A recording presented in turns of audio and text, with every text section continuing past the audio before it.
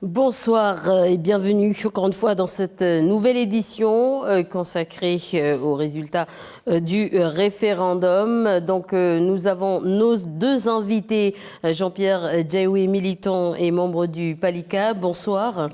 Et José-Louis Barbanson, historien du pays. Bonsoir encore une fois. Bonsoir Odile.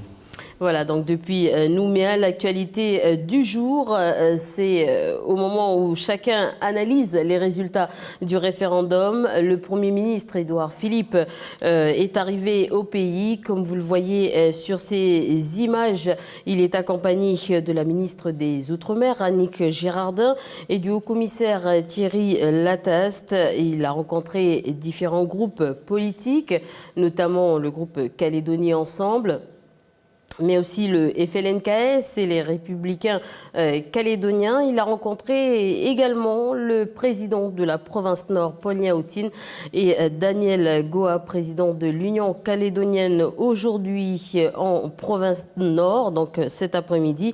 Je vous propose d'écouter tout de suite Sonia Bakes des Républicains calédoniens. D'abord, c'était important pour nous que le Premier ministre vienne en Nouvelle-Calédonie parce que l'État a accompagné le processus avant, pendant et après le référendum. C'est important que la France montre qu'elle est là. Cette victoire pour la France de la Nouvelle-Calédonie française, elle est incontestable. Le résultat est sans appel, et ça a été confirmé par le Premier ministre. Il a utilisé ce terme de sans appel. Donc c'est une victoire de la Calédonie française. Maintenant, notre responsabilité, c'est d'aller au-delà et de préparer ce qui va se passer ensuite. Vous le savez, on souhaite discuter pour éviter qu'on soit dans l'instabilité pendant 4 ans. Et nous avons informé le Premier ministre du fait que nous allons lancer un appel à l'union des loyalistes, compte tenu du résultat. Un appel à l'union de tous ceux qui veulent que la Nouvelle-Calédonie reste dans la République, avec la nécessité d'un renouvellement générationnel des loyalistes et que tous ceux qui souhaitent réellement qu'on puisse avoir des discussions fermes et qu'on arrête les errements qui ont eu lieu ces dernières années et qui ont amené malheureusement à ce que le camp indépendantiste ne recule pas. On souhaite que les loyalistes puissent s'unir et c'est aujourd'hui un appel à l'union loyaliste qu'on lance envers l'ensemble du camp loyaliste. Édouard Philippe, Premier ministre, qui va donc prononcer son allocution depuis le Haut-Commissariat de la Nouvelle-Calédonie. Avant de faire réagir nos invités, je vous propose d'écouter cette fois-ci Philippe Gomez, donc de Calédonie Ensemble. La priorité, c'est analyser les résultats. C'est pas simplement une participation importante, c'est pas simplement un 56-44, c'est aussi au sein de chacune des provinces des différences significatives. Et donc, regardons les biens de façon à tirer les bons enseignements de ce scrutin. Il y a quand même 20 points de plus de participation dans le Nord, 10 points de moins dans le Sud, 10 points de moins dans les îles, 15 points de moins dans le Sud. Enfin, voilà, il y a une analyse qui ne peut pas être juste de surface. Il va falloir approfondir les choses. Deuxième temps, je crois qu'il est nécessaire de digérer. On n'a pas un référendum d'autodétermination toutes les 5 minutes. Donc quand il se passe, quand la campagne s'est bien passée, il faut s'en rappeler, et quand le jour du scrutin s'est bien passé, il y a eu un petit peu d'animation la nuit, mais au total, pas grand-chose, c'est-à-dire moins que ce qui se passe toutes les nuits dans n'importe quelle banlieue française. Donc conclusion, c'est quand même un motif de satisfaction. J'avais toujours dit que c'était un peu le crash test du vivre ensemble. Ce référendum, je crois qu'on l'a collectivement remarquablement passé, et c'était grâce aux efforts de tous, indépendantistes, non indépendantistes et État. Comme je le dis souvent, l'arithmétique électorale c'est une chose, ça y est, on la connaît, c'est 56-44, ça n'empêchera pas la poursuite du dialogue et la nécessité de trouver de nouveaux consensus pour continuer à construire le vivre ensemble et la stabilité politique et la paix dans notre pays. J'avais analysé 70-30, cette analyse partait du principe suivant, c'est qu'à l'occasion des élections provinciales c'est 60-40 et j'avais intuité que voter pour une liste indépendantiste et voter pour l'indépendance, ce n'était pas de même nature. On peut voter pour une liste indépendantiste parce que philosophiquement, on a cet état d'esprit, parce qu'on respecte le combat des anciens, parce qu'il y a la lutte, etc. Et voter pour l'indépendance, c'est considérer que notre pays peut devenir, a la capacité à devenir un État indépendant. Force est de constater que ce raisonnement n'a pas tenu, puisque le simple mot de Kanaki, qui était le commencement, le milieu et la fin du programme, a suffi pour faire en sorte que la majeure partie des indépendantistes, notamment sur la Grande Terre, votent pour l'indépendance. Par contre, en ce qui concerne les îles Loyauté, il est clair que ce type de raisonnement a eu sa part dans l'abstention significative, puisqu'il y a aux îles Loyauté 10 points de participation en moins qu'il n'y en a aux élections provinciales précédentes. Donc ça prouve que ce raisonnement avait une application, mais uniquement sur les îles Loyauté et pas sur la Grande Terre. Voilà, donc vous allez pouvoir réagir à ce que vient de dire Monsieur Philippe Gomessi. On a le temps tout à l'heure, mais une question pour nos deux invités ce soir. Donc d'abord Monsieur Jean-Pierre Jaywe et ensuite José-Louis Barbançon. À quoi faut-il s'attendre par rapport au discours que va prononcer le Premier ministre dans quelques minutes? Bien, je crois que le Premier ministre de la France, il est dans son rôle. Il fait suite à la communication qui a été faite par le Haut Commissariat qui dit qu'au lendemain du référendum, l'État français sera aux côtés des responsables calédoniens pour voir ce qu'il convient de faire pour la suite. Donc, je crois qu'il est bien dans ce cadre-là. Il est là au lendemain du référendum et je pense qu'il a pris contact avec les différents groupes politiques. Et donc, dans l'après-midi, il est venu rencontrer le président de la province Nord et Daniel Goua. Il a beaucoup écouté les deux hommes lui dire leur vision des choses. Alors, une réaction peut-être, José-Louis Barbançon, par rapport à ce discours. À quoi faut-il s'attendre au discours d'Édouard Philippe? Bien, franchement, je préfère attendre avant de dire ce qu'il va dire. Il y a longtemps que j'ai renoncé à savoir ou à comprendre ce que dit un représentant de la France au plus haut niveau en ce qui concerne la Nouvelle-Calédonie. Donc deviner, non, c'est pas trop mon fort. Mais je voudrais dire d'abord que le Premier ministre est bienvenu. Il est bienvenu au lendemain de ce référendum. Il est important qu'il vienne rappeler que l'accord de Nouméa, il y a 3 partenaires, dont un partenaire qu'est l'État, et ce n'est pas forcément que parce qu'on dit on veut rester français ou on est français, qu'on représente la voix des Français. Le président de la République hier soir, le Premier ministre aujourd'hui représente l'État. Un État qui, pendant l'ensemble du référendum, s'est tenu à une neutralité, ça lui a été reproché, même si personnellement j'ai toujours pensé que les termes d'État neutre ou d'État impartial faisaient partie des plus beaux oxymores de la langue française. Alors, donc, peut-être une prochaine annonce à laquelle vous vous attendiez. Est-ce qu'il serait évident qu'il annonce une mise en place d'un comité des signataires? Écoutez, il est difficile au stade actuel.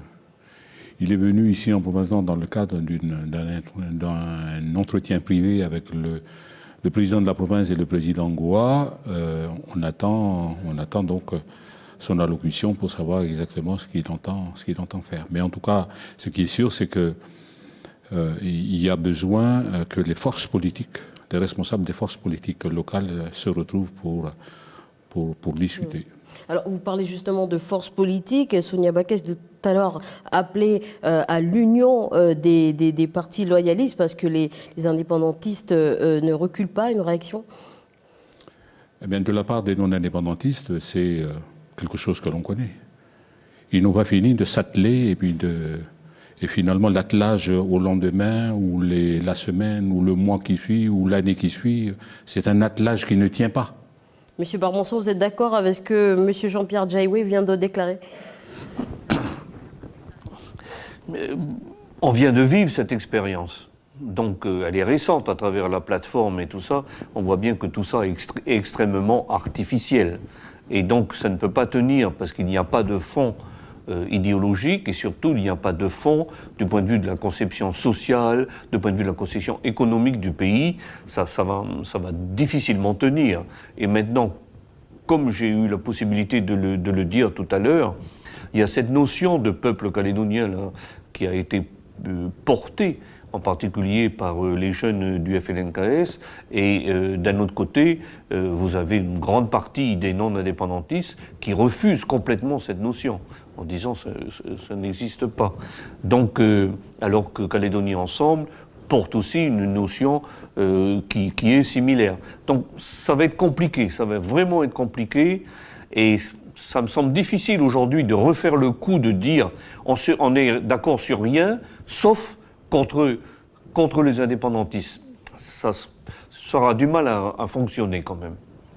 Voilà, donc regardez cette image. Dans quelques minutes, le Premier ministre Édouard Philippe devrait prendre la parole. Donc du coup, nous devrions rendre l'antenne du côté de Nouméa. On attend cette allocution donc avec impatience.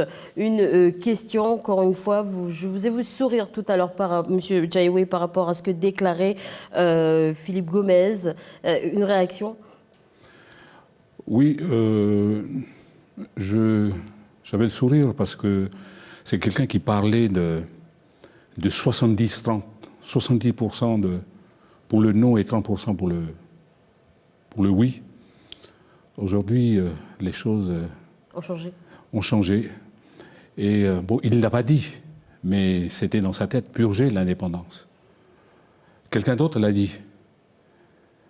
Mais c'est ce que je disais tout à l'heure. C'est pas...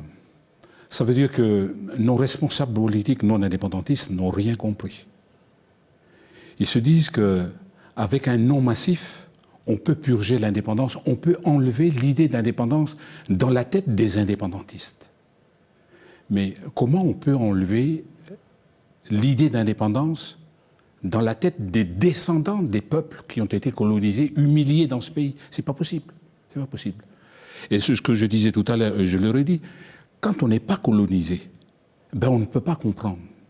On ne peut pas comprendre. Eux, ils ne sont pas colonisés. Eux, ils sont venus de France, certainement, ou quelques-uns parmi eux, mais je ne pense pas que comment il s'appelle, Philippe Gomez vienne de France. Peut-être leurs ancêtres se sont battus pour libérer la France pendant l'occupation allemande. Mais eux, non, ils ne connaissent pas.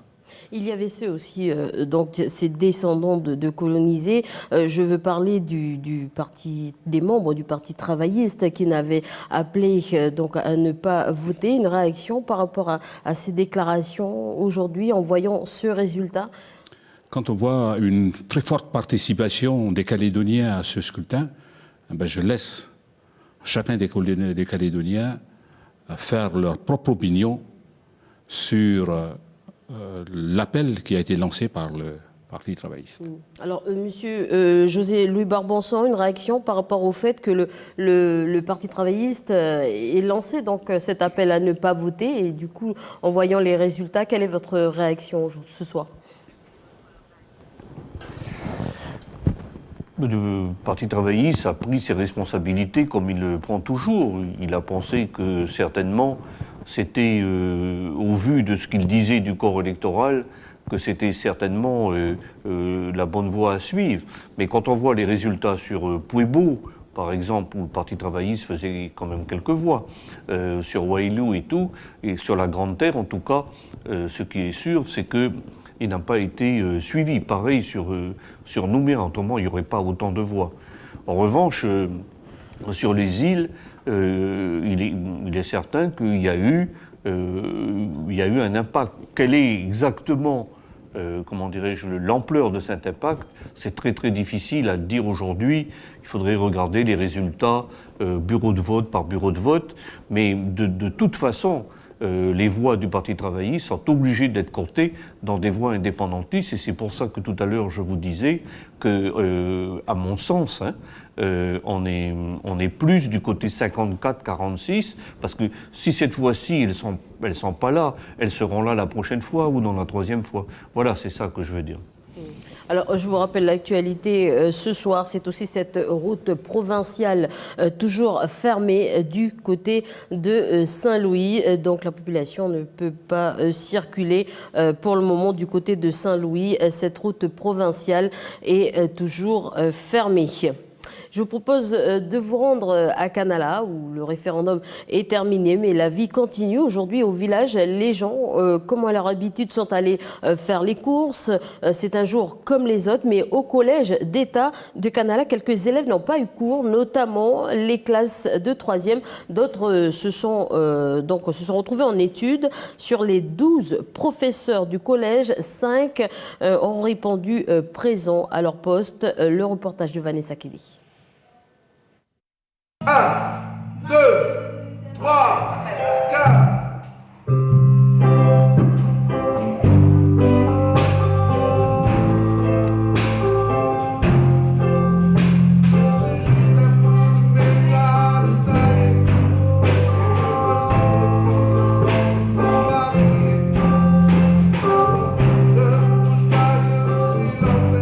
Voici Dominique Ichema, plus connu sous son nom d'artiste Mia, est aussi professeur de musique au collège d'État de Kanala. Sur les 12 professeurs du collège, seuls 5 d'entre eux se sont présentés ce matin. Pour Dominique, c'est la première fois qu'il y a tant de professeurs absents. Je pense que ils ont eu peur que les Kanaks, après un an, bloquent tout. Peut-être aussi qu'ils ont entendu à Boravel les 7 voitures brûlées et puis font l'amalgame. Moi, j'ai entendu monsieur Rogwamitan dire le lundi, tout le monde reprend normalement les cours. Je fais ce qu'il faut faire. J'arrive en cours. C'est calme. Par contre, il y a beaucoup de professeurs qui ne sont pas venus. Hello.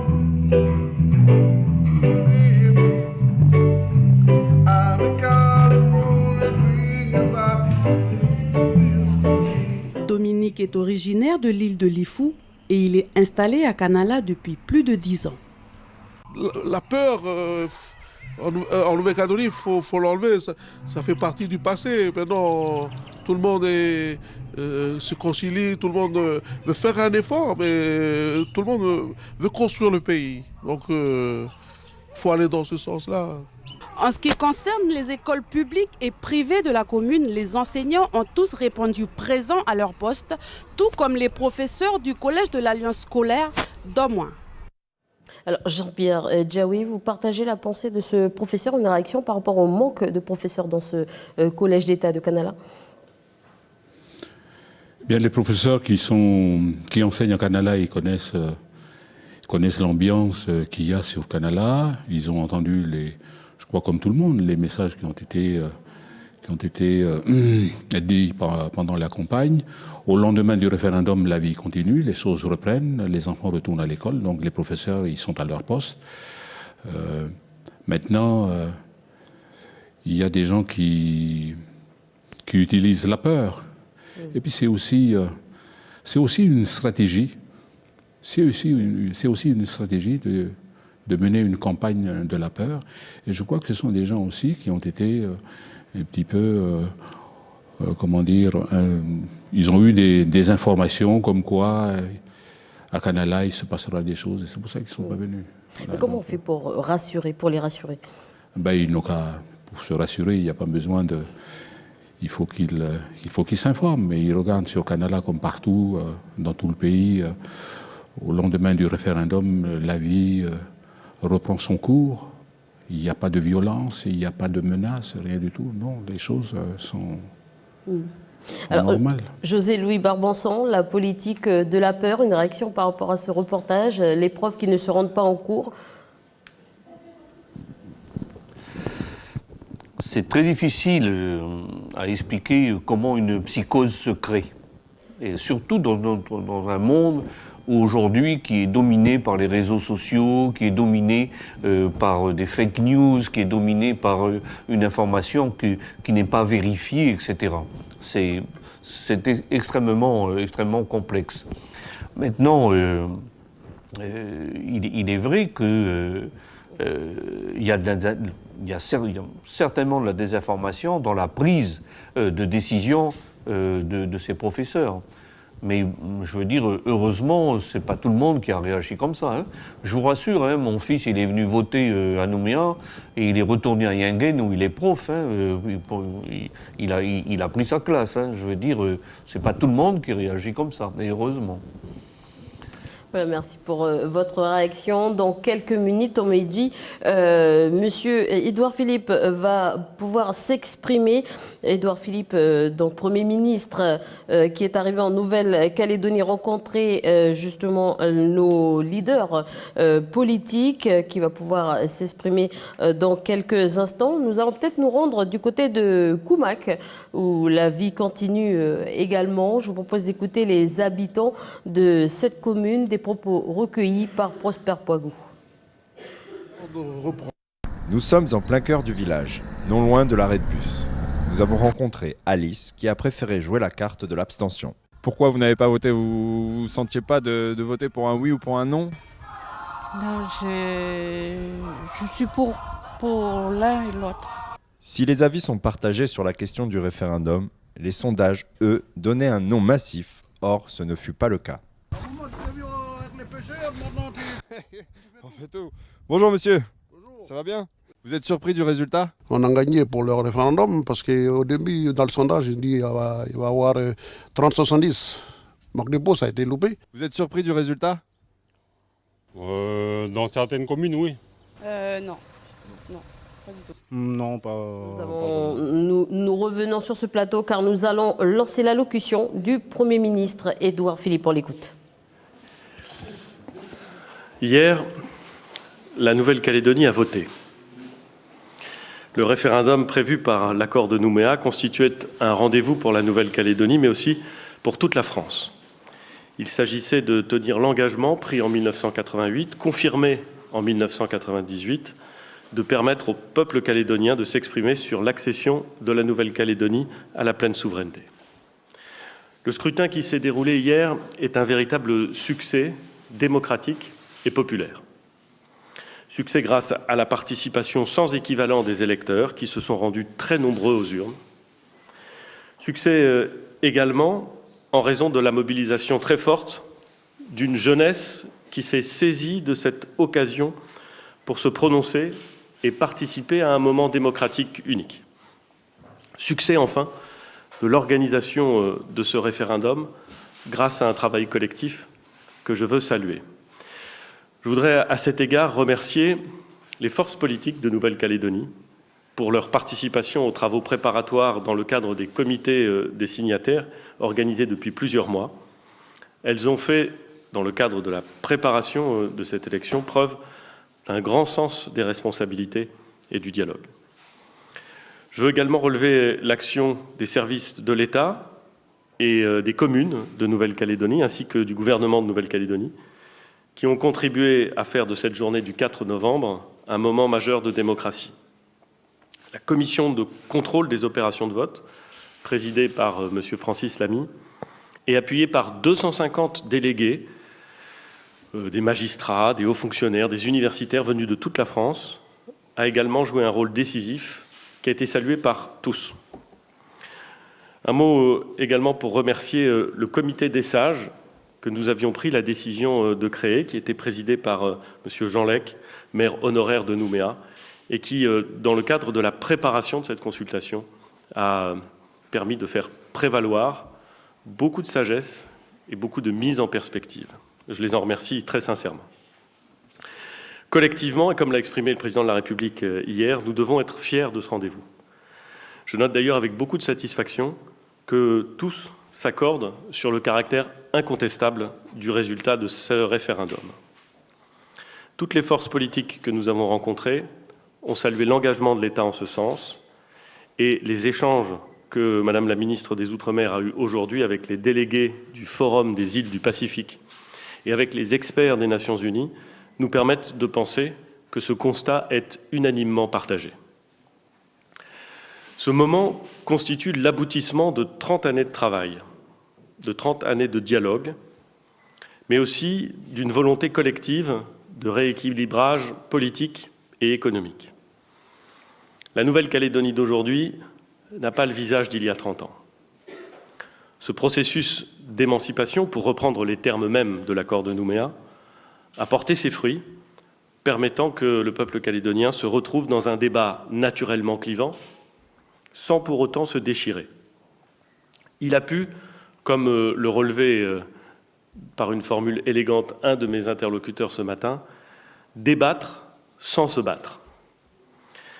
Je voudrais ici, et singulièrement dans ce lieu, saluer les grandes figures qui ont posé les gestes qui font que ce rendez-vous a été permis et ait pu se dérouler de façon sereine.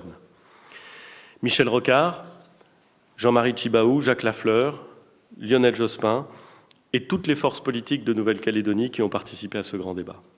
Je voudrais également noter la grande continuité de l'action des gouvernements successifs qui traduit au fond la place particulière qu'occupe la Nouvelle-Calédonie dans le débat public national.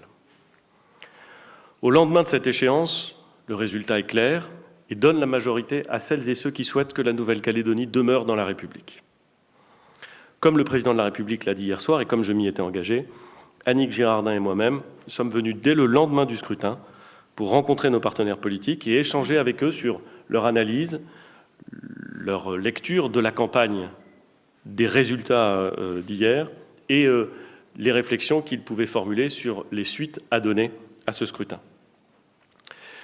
Je retiens d'abord de ces entretiens la grande intensité et je dirais même parfois l'émotion qui ont prévalu lors de nos échanges. Je crois que chacun sent bien l'intensité du moment et l'importance des enjeux au cœur de la consultation qui s'est tenue hier. Je retiens également que tous reconnaissent la pleine légitimité du scrutin et que nul n'en conteste le résultat. Je retiens de ces entretiens que tous mes interlocuteurs ont souhaité prendre le temps d'analyser les résultats plus en profondeur et d'en mesurer les implications. Enfin, toutes les formations politiques ont confirmé leur volonté de poursuivre le dialogue et d'échanger collectivement. C'est la raison pour laquelle je proposerai à tous les membres du comité des signataires de se retrouver autour de la ministre des Outre-mer et de moi-même au mois de décembre à Paris pour une réunion qui devra permettre de tirer collectivement les premières conclusions de ce référendum. Je voudrais, avant de conclure, vous faire part d'une réflexion que je retire de mes échanges de ce jour, avec les forces politiques que nous avons rencontrées, mais aussi avec les étudiants de l'Université de Nouvelle-Calédonie avec qui j'ai tenu à échanger au moment du déjeuner. Tous, au-delà des questions institutionnelles, ont souligné les enjeux économiques et les enjeux sociaux que connaît la Nouvelle-Calédonie. Or, il est vrai qu'en concentrant le travail entre les forces politiques et l'État sur les questions d'organisation des scrutins, et plus généralement sur les questions institutionnelles, les enjeux économiques et sociaux ont parfois été placés au second plan de nos échanges, alors qu'ils constituent un des ressorts essentiels des accords de Matignon et de Nouméa. Il faudra donc que nous trouvions aussi le temps et la méthode pour échanger, État et forces politiques, sur ces enjeux de société. Annick Girardin et moi-même ferons des propositions en ce sens à l'occasion du prochain comité des signataires. Je vous remercie. Voilà, donc nous revenons en direct de Koné. Nous venons de suivre l'allocution du Premier ministre Édouard Philippe qui a beaucoup parlé de succès. On a beaucoup entendu le mot succès, par exemple le mot succès démocratique. Et l'information également, c'est ce comité des signataires qui aura lieu au mois de décembre, apparemment entre le 8 et le 15 décembre. Alors une réaction par rapport à ce discours, Jean-Pierre Diaoué, un succès démocratique ? Tout à fait. Je pense que nous, en tout cas, dans les tournées que nous avons organisées partout dans tout le pays, nous avons parlé de notre projet de société. Et l'un des éléments importants de notre projet de société et qui fait les fondements de cette nation nouvelle que nous voulons construire, c'est la démocratie. Et le Premier ministre l'a dit, hier, c'était un moment important pour la démocratie de notre pays. Et donc, oui, tout à fait. Il faut qu'il y ait cette démocratie et qu'il s'applique entièrement dans notre pays. Tout à fait. Alors, Monsieur Barbançon, une réaction à chaud par rapport à cette allocution du Premier ministre Édouard Philippe ? Oui, il a souligné la bonne tenue du scrutin, la maturité, il a souligné la responsabilité de l'ensemble des acteurs. Et puis, en ce qui concerne l'exercice de la démocratie, je crois que c'est une vraie démonstration qui a été faite à l'ensemble du Pacifique d'abord, mais à la France aussi, et à tous les observateurs qui étaient là. Ce qui me semble aussi important, c'est que c'est peut-être la première fois qu'il y ait autant de jeunes, et y compris des jeunes qui sont d'habitude marginalisés, qui ont fait un geste citoyen en allant voter. C'est déjà un premier pas important. Pour le reste, peut-être faudrait-il dire que si tout s'est aussi bien passé, tout était plus apaisé, c'est peut-être aussi parce qu'il y avait la perspective de 2 autres référendums, ce qui fait que les gens n'étaient pas au pied du mur, et donc cette perspective faisait que y avait vraiment un climat de responsabilisation et en même temps un climat beaucoup plus serein. Sur ces images derrière, un entretien en collaboration entre Caledonia et NC La Première, un entretien avec le Premier ministre Édouard Philippe. En attendant cet entretien, le Premier ministre a annoncé ce comité des signataires qui aura lieu au mois de décembre. Sur quel thème, Monsieur Jean-Pierre Diaoué, vous auriez aimé que l'on voit en priorité ? D'habitude, c'est le haut-commissaire qui consulte les différentes formations politiques pour voir quels sont les thèmes qui peuvent être abordés, discutés lors de cet comité signataire. Il a parlé dans son allocution des problèmes, des enjeux sociaux que rencontre le pays. Eh bien, oui, c'est vrai qu'il faudrait en parler, et surtout un sujet qui est important à mes yeux. Il a parlé des étudiants, c'est la question de la formation des hommes. Je crois que la première richesse de notre pays, ce n'est pas le nickel, c'est d'abord les hommes. C'est cette première richesse. Et donc il faut qu'il y ait des hommes, une population qui soit formée. Et donc mettre davantage l'accent sur la formation des hommes, je crois que c'est quelque chose qui est important. Et donc je crois qu'il a pris, ils vont soumettre des propositions, d'après ce qu'il vient de nous dire, avec la ministre de l'Outre-mer, des propositions de ces sujets qui sont plutôt d'ordre sociaux. Bien sûr qu'il va falloir évoquer les sujets d'ordre institutionnel, mais les sujets d'ordre sociaux peuvent trouver, disons, un terrain d'entente entre les formations politiques, parce que les sujets que nous rencontrons, eh bien, ce sont des sujets d'actualité qui sont réels, et donc à partir de là, on peut trouver, disons, un terrain d'entente pour trouver des solutions à ces différents problèmes. Jean-Pierre Diaoué, ce soir, merci d'avoir accepté cette invitation. Merci d'être venu sur ce plateau. Je remercie également Monsieur Barbanson d'avoir également accepté notre invitation. On va devoir rendre l'antenne et on va pouvoir lancer cet entretien en collaboration avec NC La Première. Falaï Wedge pour Caledonia va pouvoir donc poser des questions à au Premier ministre Édouard Philippe, un entretien qu'on va retrouver dans quelques instants à 20h.